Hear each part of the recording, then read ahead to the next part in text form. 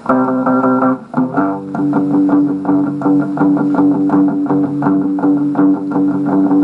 another drink after another drink, and then I tried to crawl to the door. I had another smoke after another joke, and then I couldn't take any more. I had to take the bed on any single thing, someone tried to tell me for sure. I heard another voice that said it wasn't a dream. I heard a word or two about everything, and as I live away, it thought it would be. They told me a thing about cages. I never did know a thing about cages.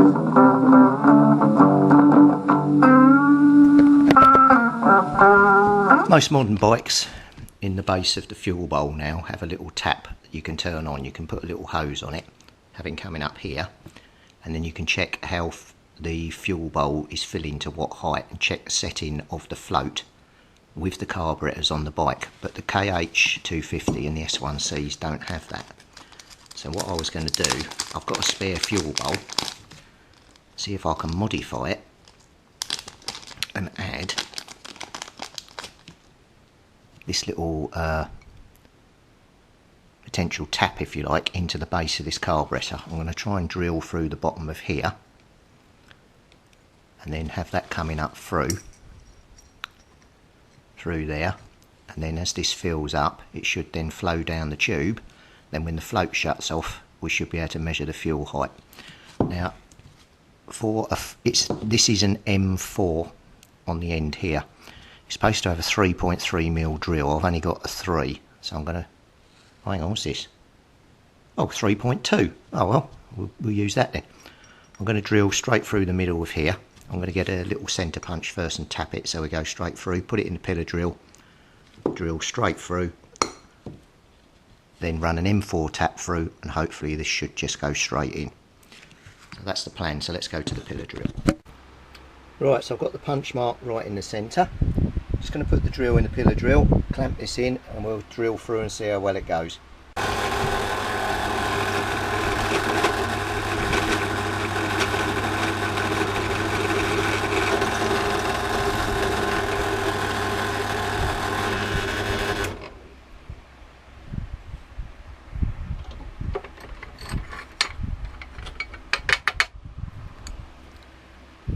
That looks alright, doesn't it? Nice hole just through the bottom there.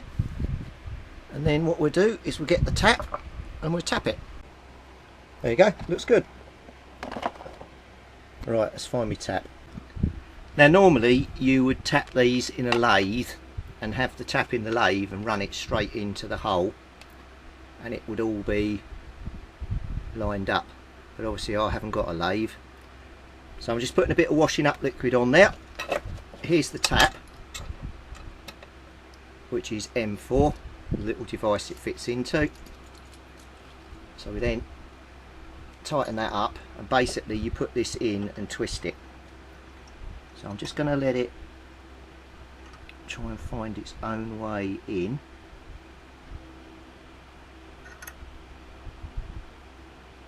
Once it gets going it should just cut the thread in. But at the moment it hasn't found its, now it's going. So I'm just gonna just gently wind that in.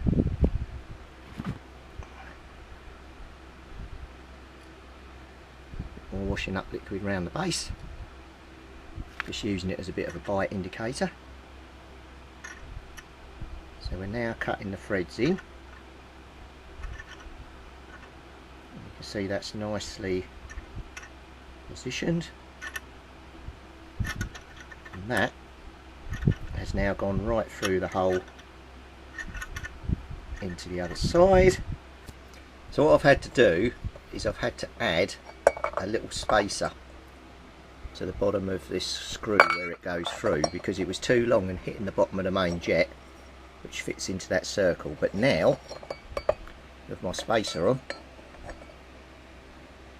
which way round does this go? That way. You can see just plops straight on and bolts straight down. So what I've got to do now is put some water in here, put my finger over the end and try and see whether this connection here leaks. I need to just do it up a bit tighter and then we'll see how watertight it is. I'm going to do it with water first because it's easier than petrol and less smelly, and just to make sure that it's good. Right, the moment of truth.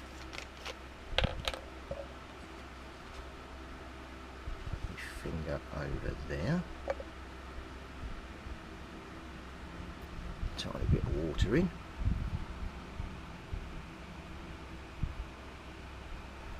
right. As you can see, the water's in, and at the moment underneath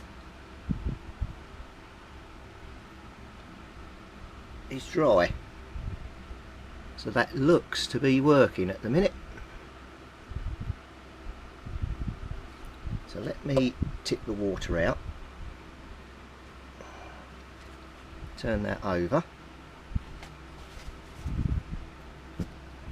and as you can see in the light, perfectly dry, no leaks. So that now is ready to rock and roll. Right, let me clean out the bowl. I've just gone and got a little length of hose. We'll just see whether that fits on the bottom.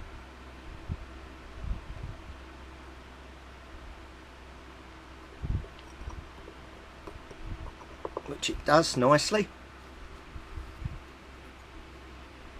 So the theory is we have this sitting on the bottom of the carburetor and we have the hose clamped up the side here. Then what it'll do, it'll fill up. Once the valve lifts up and shuts off, we'll get a level of fuel on the side, and then there's a measurement that you're meant to take here to see if it's adjusted properly. That's the theory anyway. And most modern bikes have a little one of these already fitted in the carb, so you can check the float level without having to take the carbs off, but obviously this didn't come with it, so I've adapted the principle to a spare bowl that I had, and hopefully this should allow me to do all three. So the thing now is to get the carbs rebuilt, get them all back together. I might even put this actually through the ultrasonic cleaner just to get rid of all the crap, but I don't know. It's only going to just hold some fuel. Now actually I'll just blast it out with WD-40 and clean it.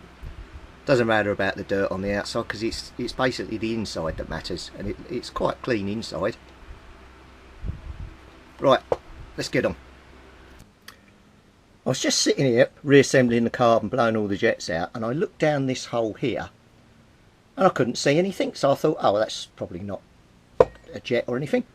And then I looked down the middle, this one, and you can't see it, but you can see daylight at the other side.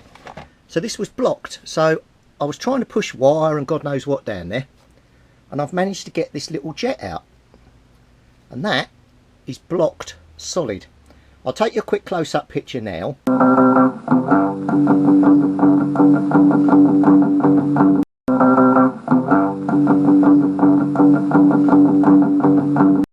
But that is going to go through the ultrasonic bath. But I'm thinking about taking all three out and redoing it because I've missed all three of those. When you see the picture on the screen now, can you see how clogged and cruddy that is? So I can't put this back together with that in that condition.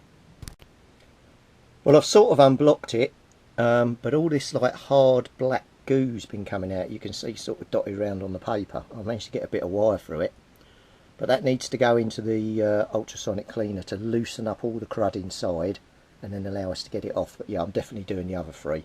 There's no way I can put that back together. I'm now going to go over the carbs with a bit of a fine-tooth comb and check that I haven't missed any other jets, and if I have, I'll pull them out. But that was lucky we spotted that, otherwise I'd put this back together and been none the wiser. I've pulled all three of the pilot jets out the carbs. That's the left hand one, the middle one and the right one. The left hand one was clogged solid, so I'm going to have to get down inside there and try and unblock all that tube, clean all that up. But the other two were fine, but I'm going to just go and put them all back through the ultrasonic cleaner with the jets removed, because previously they were in there and obviously it didn't clean it all out, so I had a blockage in there. Now these, when you're up to about quarter throttle, and when you're on sort of tick over and idle, these control the power and things here. So with the left one blocked, it certainly wouldn't have been running very well, and that's really good news that I spotted that. Otherwise we'd have been in serious trouble. Alright, so that's the pilot jet's cooking nicely for half an hour. So I've rigged up a potential petrol tank here that comes down, feeds into the carburettor, and then with my modified fuel bowl I've got it coming up the side, and you can see, I hope,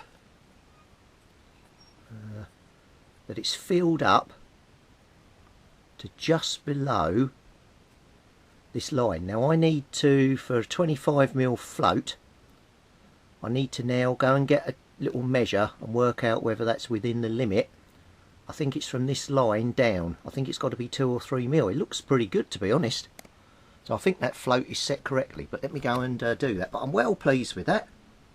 You can see it sitting there. So it's filled. Carb's not leaking at all anywhere. So I need to do this for all three. I'll show you the complete setup. So I'm just resting this in the vise, trapping it on the lip of that. Now I'll just nip it up the tiniest bit.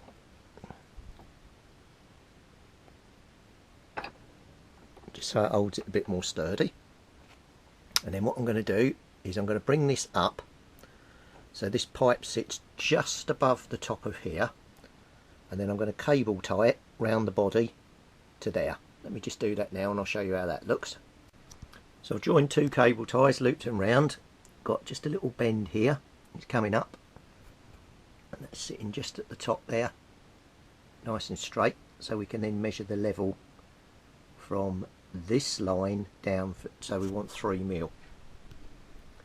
So the next thing to do is rig up the makeshift fuel tank, which is just a syringe with no top in it, so it's just like a holder, runs straight down into the carburettor here. So let me just get that in.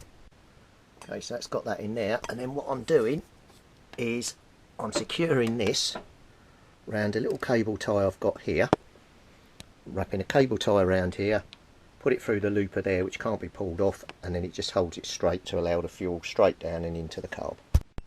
So as you can see, and then I can just pour fuel straight down there, it runs straight in, fills it up, and it does it. I'll do the live fill and then you can see this come up from the side here.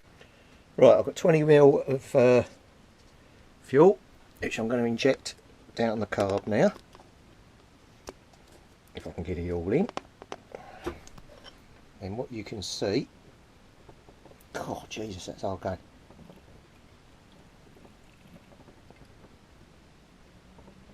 Is it going down?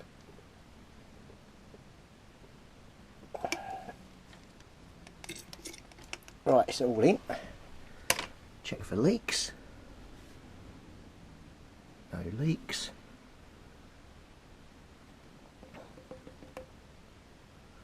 Right, and we've come up to there, and I am measuring for the fuel height, rightly or wrongly, from the point here under this line to there.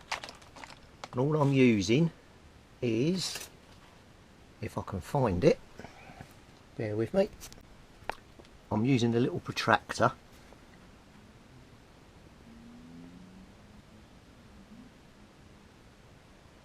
That's giving me 3mm again, so that's exactly the same height as the previous one. Pleased with that. Right, so that one's set the same. And then all I do to drain it is pull the tube out carefully.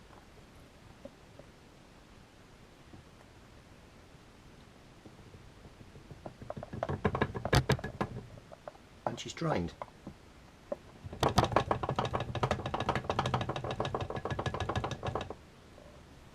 Right, job done. Okay, let's put that back down on the floor so I don't spill it. Then we can cut free the upper tube, which is up there. Remove that, and that's gone. Oh, a bit more come out the carb all over my hand, and then I can take the float bowl off and put it on the next one. Right, let's see if this last one's as good as the rest.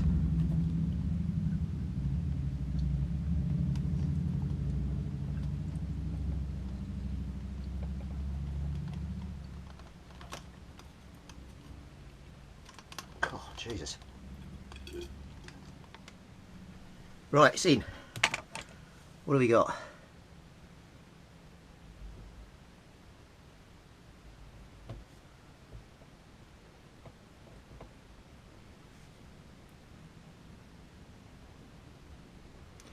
Not sure that one's not a bit lower than the others.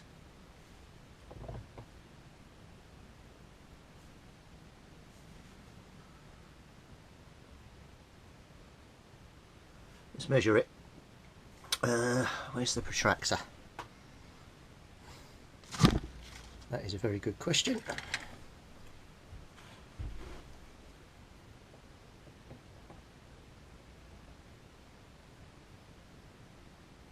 Yeah, that's 5mm. So that is lower than the others for some reason. So we're going to have to readjust the float height on that one. It's not got enough fuel in it.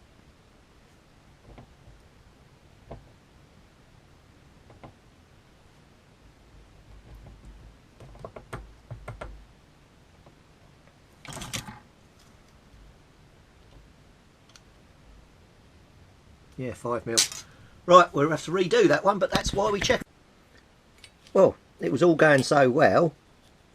I'll just open it back up again. And that's just broken off. I don't know whether I can resolder that or not. I mean, it's brass. And it does look like solder. But if I solder it, will it stay on? I've got a soldering iron. I need to have a look at that. I don't know. Right. Oh God. No. Oh look, it almost rolled down the hatch.